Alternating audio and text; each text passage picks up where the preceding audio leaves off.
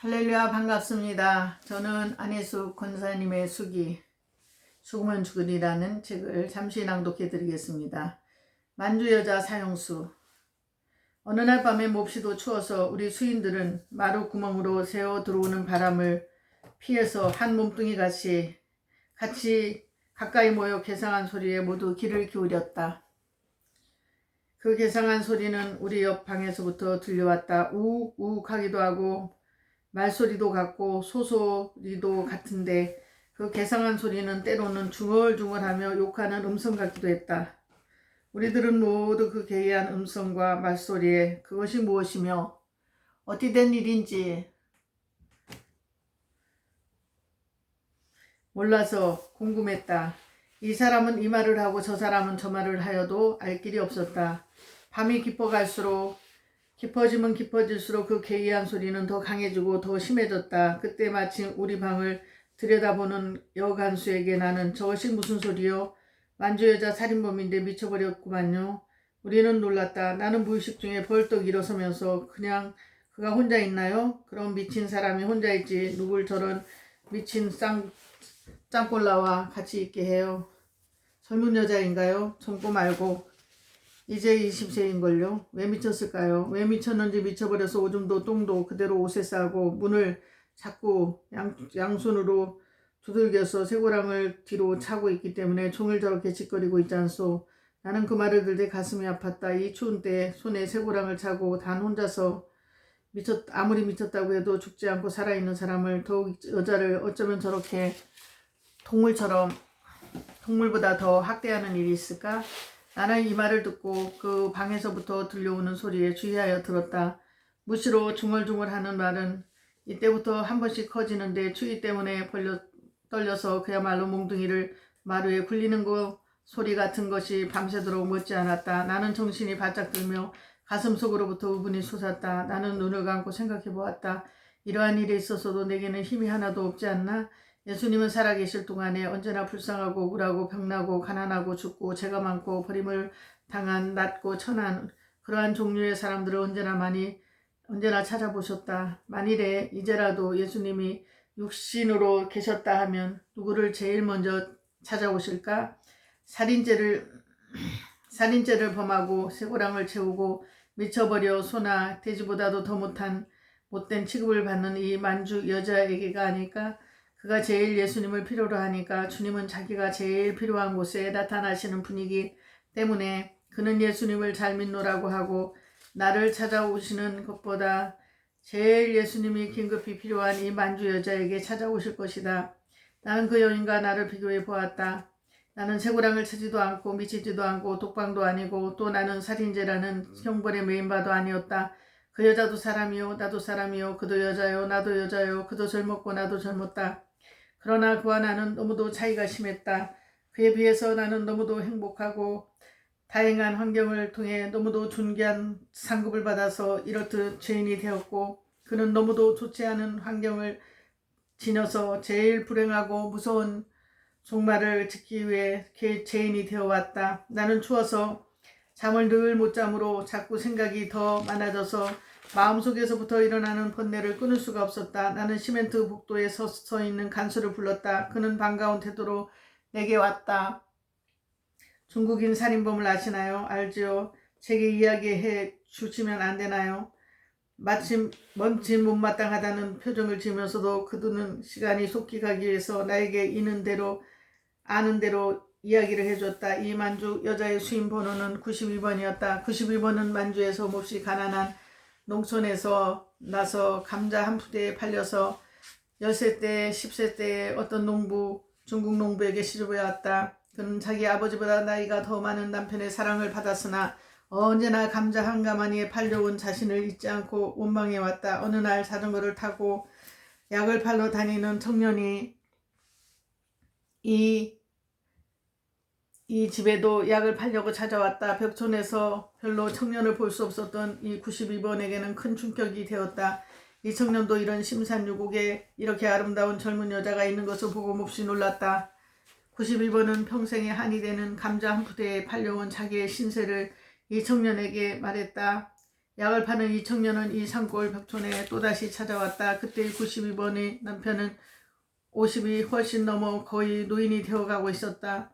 92번은 이 청년과 마침내 깊은 연애에 빠졌다. 남편이 혼자 들에 일하러 간 사이에 두 남녀는 여자의 남편을 죽이기로 의논을 하고 계획을 했다. 남편이 종일 들에서 일하고 저녁 늦게 돌아와서 시장한 남편에게 청년과 약과 같이 팔러 다니는 쥐지 없는 약을 밥에 섞어서 먹여 남편을 죽인 후에 그 시체를 처치하기에 곤란하여 12토막을 내어 흘러가는 압록강 물속에 하나씩 던져버렸다. 그러나 그 강은 깊은 데도 있었지만 한참 가다가는 얕아지는 데도 있는 것을 모르고 쪼갠 그 시체를 모두 강에 넣고는 이 두 젊은이는 대도시로 나왔다가 그래도 무섭고 불안해서 압록강을 건너서 평양으로 도망해왔다. 이들의 쪽을 내서 강 속에 집어던진 시체 12조각은 한참 떠내려가다가 얕은 데 가서 모두 걸려 사람들의 눈에 발견됐다. 보고를 받은 경관이 와서 시체를 모두 거두어다가 범인을 잡기 위해 시체 아내를 찾으러 가니 벌써 없어지고 말았다. 결국은 평양에서 잡혔는데 이 여자는 1년 동안 고문을 해도 몰라로 일관했다. 고문을 하다 못해서 양손바닥에 구멍을 뚫고 세 줄로 깨어가지고 형사가 그 세 줄을 잡아 당기면서 고문을 해도 이 여자는 끝까지 몰라. 한마디로 기절을 하면서도 자백을 아니했다.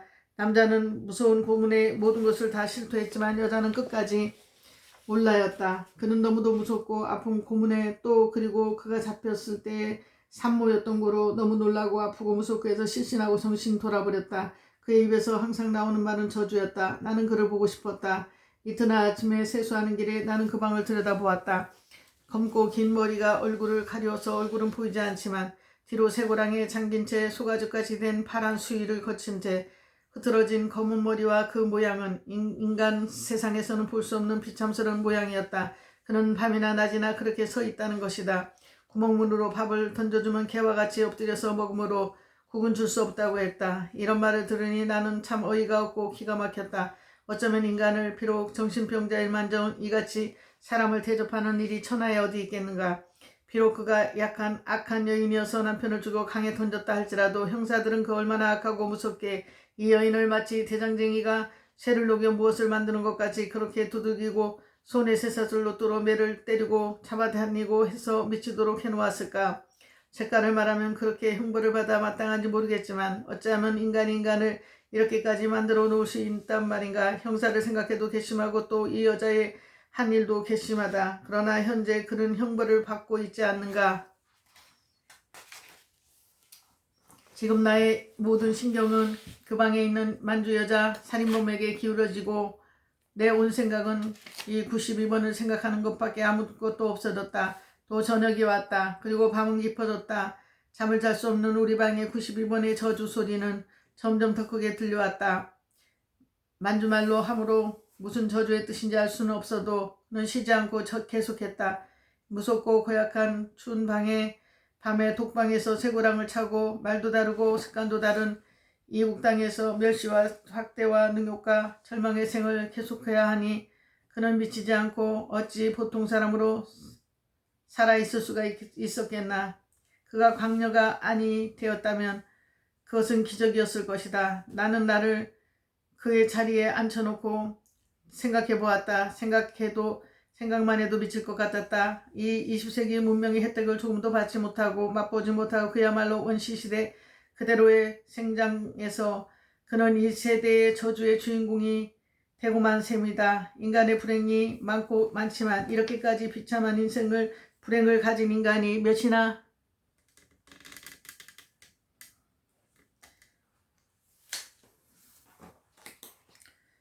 그에게 대한 이야기는 내 심령의 깊은 장소를 인간의 불행이 많고 많지만 이렇게까지 비참한 불행을 가진 인간이 그 몇 번이나 있을 것인가. 나는 마음이 아프고 쓰리고 괴롭고 무서워서 어찌할 바를 몰랐다. 그에게 대한 이야기는 내 심령에 깊은 상처를 주고 그의 저주 소리는 내 아픈 상처를 한없이 긁어내는 것 같았다. 아 하고 나는 몇 번이나 소리를 쳤다. 나는 견디다 못해서 우리 감방 사람들에게 내 소신을 말하고 그 92번을 우리 방에 데려다가 돌보아 주어야 한다고 했다. 내가 너무 강경하고 심각하게 말을 하니 모두 뭐라고 반대하는 사람이 없었다. 나는 밤새도록 기도했다. 주님, 나는 이 29번 92번 때문에 내게 일어난 이 큰 고통을 주님이 하실 것입니다. 나는 내 가슴이 너무 아파서 앉도 서도 못하겠습니다. 이 외국인 여자 살인한 젊은 부인, 새를 차고 멸시와 학대에 미쳐버린 이 여자를 돌볼 사람은 이 천하 수억 인류 중에 한 사람도 없습니다. 주님만이 그를 불쌍히 여기실 터이요. 주님을 따르는 나만이 사정을 알았습니다. 이 여자를 내게 주소서. 당신의 사랑을 가지고 당신이 지시하는 대로 내게 있는 충성을 시험해 보겠습니다. 나는 나를 잘 알고 주님이 무엇을 하실지도 알 것 같아요. 나는 이 같은 호소의 기도를 밤새껏 하는 동안에 내 마음은 점점 더 뜨거워지고 익어져서 결심은 굳어졌다. 아침이 되었을 때 그리고 주간수가 내게 왔을 때에 나는 내 소감을 말했다. 그리고 92분을 내 방에 넣어주도록 간수장에게 보고하여 달라고 했다. 주간수는 펄쩍 뛰듯이 놀라면서 만일에 그를 내 방에 넣으면 그 미친 여자가 저마다 물어뜯고 상처를 내고 큰 소동이 일어날 뿐 아니라 여하간 더러워서 못 견딘다고 단번에 물리쳤다. 나는 다시 말을 하면서 꼭 내 소원을 들어달라고 애원했다. 그래도 주간수는 거절했다. 물론 그는 별로 깊은 마음도 없이 이제 조금 있으면 사형당할 미치광이를 무슨 까닭으로 끌고 다니며 문제를 일으키겠는가 하는 이유였다. 그가 너무도 강경하게 말하니 나는 또다시 생각하는 수밖에 없었다. 내가 하는 말을 상대도 안 해주는 주간수에게 다시 말할 수가 없었다. 그러는 동안에 다시 밤은 왔다. 저주소리는 쉴 새 없이 들려왔다. 나는 저주소리가 또 나를 향해 하는 것으로 들렸다. 그의 말소리 뜻도 모르는 무서운 음성은 밤이 갈수록 더욱 깊어 더욱 잠 못 자는 내 귀에 요란스럽게 가슴을 찌르는 것이 스며왔다.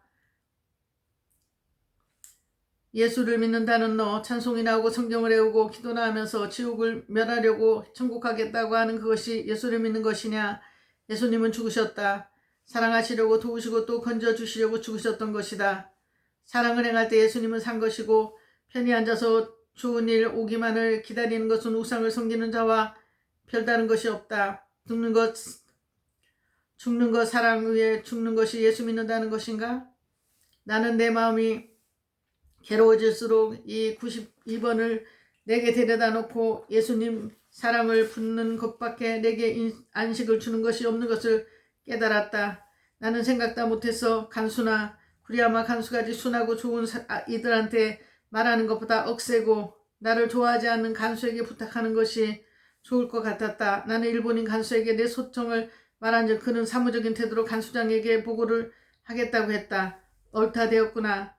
일이 이렇게 어떻게 되는가 몹시 기다렸다. 일본인 간수가 교대에 왔을 때 내 소청을 간수장에게 보고한 즉 이유를 말하라고 했다. 나는 간단히 이유를 말했다. 이유는 92번은 외국에서 낯선 땅에 와서 말도 모르고 또 미친 사형수인고로 사형 전에 내가 같이 있어서 이야기도 해보고 같이 있어 주고 싶다고 했다. 그 간수장은 내 소청을 소장에게 보고했다. 소장은 단번에 허가했다.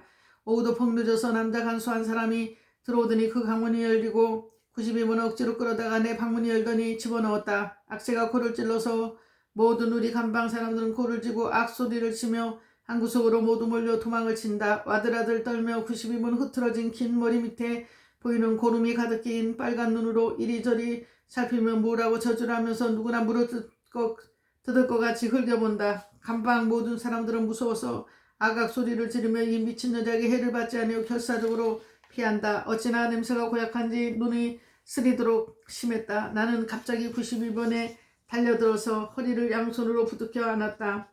잡았다. 쇠고랑을 찬 그는 그의 머리를 숙여서 내 잡은 손을 물려고 애를 썼지만 미치지 못했다. 그는 내 잡은 팔을 놓치게 하려고 있는 힘을 다해서 풀어보려고 안간힘을 썼다. 나는 놓치면 그에게 물려 뜯기고 또 어떤 봉변을 당할지 모르는 거로 그 더러운 옷 장등에 턱을 대고 붙든 팔을 죽어도 놓지 않았다. 그는 자기의 온갖 힘을 다해서 내 손을 풀어내려고 결사적이고 나는 안 놓치려고 결사적이고 우리들은 그 때문에 이리 자빠지고 저리 자빠졌다. 이렇게 죽을 힘을 다하니 숨이 차고 헛떡인 시름은 죽느냐 사느냐의 격투가 되어버렸다. 간방 사람들은 아가가 소리를 내면서 이 구석으로 밀리고 저 구석으로 밀리고 간수는 밖에서 들여다보고 91번가 기진맥진해서 결국은 92번 다리를 뻗치고 한편으로 자빠져 누운 채 움직이지 않고 숨만 헐떡이고 있었다. 그때야 나도 숨을 차고 헐떡이는 숨을 내쉬면서 그의 허리에서 손을 풀었다. 얼마나 녹아 빠졌는지 91번은 죽은 사람같이 다리를 내어 뻗어 한쪽으로 자빠진 채 땀을 흘리면서 숨만 쉬고 꼼짝도 안 했다. 그리고 그는 잠들어 버렸다. 나는 그의 발이 차지면 잠이 깰 것 같아서 그 두 발을 내 가슴에 넣고 코를 찔리는 더러운 냄새가 나는 똥과 오줌에 굳어진 옷 옆에 아무도 눕지 않는다고들 야단을 하는 그의 발을 가슴에 안은 채 나도 누워서 잠이 들어버렸다. 아침이 되어도 그는 깨지 않고 코를 골며 계속해서 잤다. 조반때가 되자 모두 밥을 먹어도 그는 그대로 코를 골며 잤다. 그가 만일 코를 안 골았으면 우리는 그가 죽었을 것이라고 생각했을 것이다. 종일 그는 코를 계속해서 골며 잤다. 밤이 돌아왔다. 나는 다시 그의 발을 가슴속에 넣어서 잠이 깨지 않도록 발을 덮게 해주었다. 밤새도록 그는 계속해서 코를 골며 잤다. 그제야 비로소 코 고는 소리가 점점 약해진 그는 깨어났다. 거의 3일을 꼬박 잔 셈이다. 나는 간수에게 부탁을 해서 다른 옷을 입혀달라고 했다. 소부들과 간수가 와서 우리 방문을 열고 깨끗한 옷을 가지고 와서 쇠고랑을 풀자 그는 악소리를 지르더니 기절하고야 말았다. 그는 너무나 오랜 세월을 뒤로 쇠고랑을 찼었기 때문에 까무러친 것이다. 새 옷을 입힌 후에는 우리는 그의 전신을 주물러 겨우 회복시켰다. 나는 간수에게 간청해서 다시 쇠고랑을 잠그지 말라고 애원했으나 위험하다고 거절을 당하고 다시 그에게 쇠고랑을 채웠다. 힘센 점수부 네 사람이 달라붙어서 결국 쇠고랑을 채우고야 말았던 것이다. 그는 또 저주를 했다. 내가 그동안 모아두었던 밥을 그에게 주니 개와 같이 엎드려서 훌쩍훌쩍 모두 먹어버렸다. 또 국도 주니 개같이 후를 빨아 마시는 거로 내가 그릇을 들어 마시니 눈을 흘기면서도 모두 들여 마셔버렸다. 계속해서 그렇게 오래 자고 난 91번은 충혈되고 부은 눈은 기적같이 맑아졌다. 더덕더덕 붙은 눈곱은 땀을 흘리며 씨름하는 동안에 떨어졌고 기름과 때가 섞여서 얼고 말라버렸던 얼굴 피부에 잔뜩 끼었던 가죽같은 때도 씨름하며 땀을 흘리는 동안에 다 떨어져 없어졌다. 그러나 그의 흰 살빛과 맑은 눈엔 미움과 저주만이 가득했다. 그는 극히 심한 미움과 증오의 눈으로 나를 흘겨보았다. 나는 친절이가 나지만 예수님의 눈을 상상하고 예수님의 눈일 듯한 눈을 지어가지고 그를 사랑하는 태도와 눈을 짓고 얼굴을 하고 웃음을 띄워 보였다. 그는 또 저주를 하면서 시선을 옮겼다. 다시 그는 나를 극히 미워하는 눈초리로 달려든다. 나는 내 밥과 국을 그에게 먹였다. 그는 개구리가 모기 잡아먹는 것 같이 먹었는지 말하는지 배가 고파서 허덕였다. 누구든 배가 안 고프련만 이 살인수는 굶주린 사자 같았다. 다음 식사 시간이 될 때까지 90일본가 나는 무언의 씨름을 계속했다. 그는 나를 극히 미워하고 이해 못할 말로 저주를 퍼붓고 나는 예수님의 눈과 얼굴과 심지어는 그의 그리스도의 사랑의 심정으로 그를 녹이려는 전쟁이었다.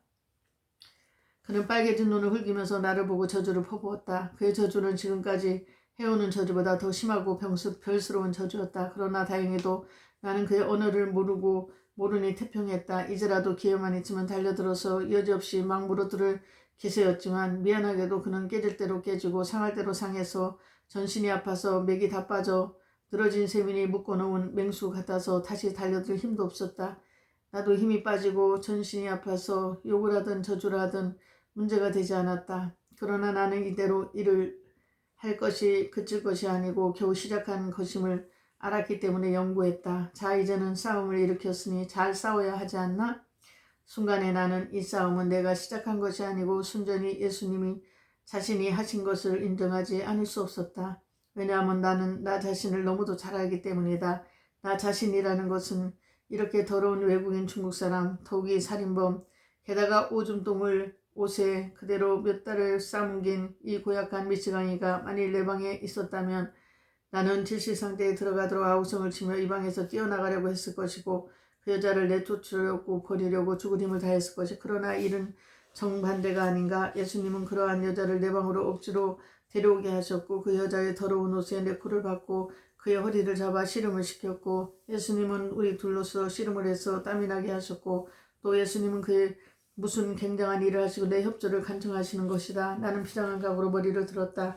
나는 어렸을 때 강에 가서 수영을 내 멋대로 익혀서 여름이 되면 헤엄치며 강가에서 놀아오다가 전문학교에 가서 경도 아라시야마 밑에 있는 수용소에서 처음으로 다이빙을 배울 때 높은 나무다리에 올라가서 수영선생이 지도하는 대로 떨어질 때 많은 사람들은 무서워서 못하는 일을 나는 떨어져 보아야 무엇인지 무서운지 쉬운지 알게 아닌가 하고 결심을 하고 가장 높은 다이빙 다리에 올라가서 용기 있게 떨어졌다. 떨어질까 말까 망설일 때는 겁도 났었고 무섭기도 했지만 마음에 작정을 하니 소망이 생겨서 용감해졌던 것을 나는 여러 번 회상한 일이 있었다. 나는 이때도 그때의 일을 생각했다. 오늘은 여기까지만 읽겠습니다. 감사드립니다. 좋은 하루 되세요.